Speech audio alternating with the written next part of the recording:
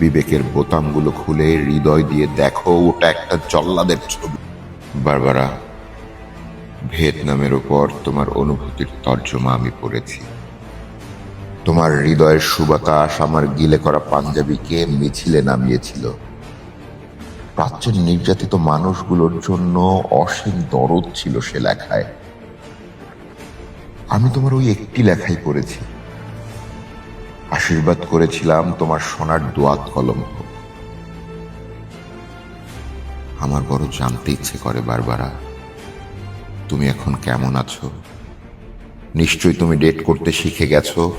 গাউনের রং আর hat নিয়ে কি চায়ের টেবিলে মার সঙ্গে ঝগড়া হয়? অনভ্যস্ত ব্রেশিয়ারের নিচে তোমার হৃদয়কে কি চিরদিনের জন্য ঢেকে দিলে? আমার ভীষণ জানতে ইচ্ছে করে বারবারা। তোমাদের কাগজে নিশ্চয়ই ইয়াহিয়া খাঁর ছবি ছাপা হয়। বিবেকের বোতামগুলো খুলে হৃদয় দিয়ে দেখো, ওটা একটা জল্লাদের ছবি। 15 লক্ষ নিরস্ত্র লোককে ঠান্ডা মাথায় সে হত্যা করেছে। মানুষের কষ্টার্জিত সভ্যতাকে সে গলা টিপে হত্যা করেছে। অদ্ভুত জাদুকরকে দেখো, বিংশ শতাব্দীকে সে কৌশলে টেনে হিচড়ে মধ্যযুগে নিয়ে যায়। দেশলাইয়ের বক্সের মতো সহজে ভাঙে গ্রন্থাগার, উপাসনালয়, ছাত্রাবাস, মানুষের সাধ্য মতো ঘর বাড়ি। 7 কোটি মানুষের অনাকাঙ্ক্ষিত স্বপ্নের ফুলকে সে বুট জুতোয় থেতলে দেয়। তুই ছবিটা দেখেছো বারবারা?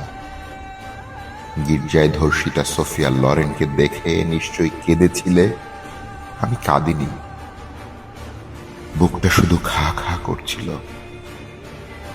সোফিয়া লরেনকে পাঠিয়ে দিও বাংলাদেশে। 30,000 রমণীর নির্মম অভিজ্ঞতা শুনে তিনি শিউরে উঠবেন। অভিধান থেকে নয়, 80 লক্ষ শরণার্থীর কাছ থেকে জেনে নাও নির্বাসনের অর্থ কি। জর্জ ওয়াশিংটনের ছবিওয়ালা ডাকটিকিটে খোঁজ থাকবে না স্বাধীনতার।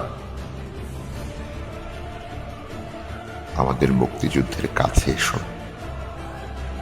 সাধুয়াবের মর্মর মূর্তিকে গণতন্ত্র আর মানবতার জন্য মালির ঘামে ভেজা ফুলের তোড়া দিও না। নিহত লোকটি লজ্জায় ঘৃণায় আত্মহত্যা করবে।